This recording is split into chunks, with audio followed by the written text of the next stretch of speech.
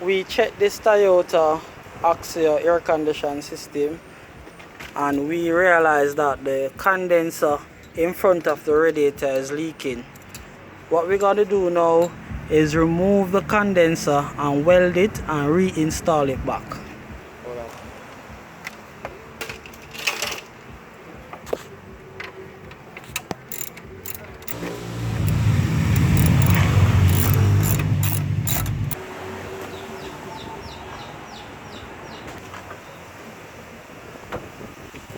Condenser out. This is where leaking.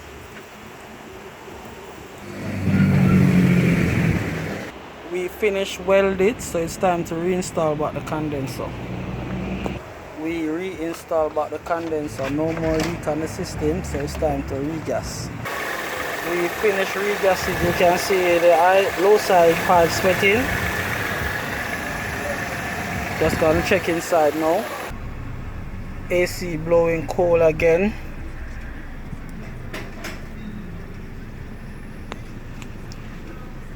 So that's it.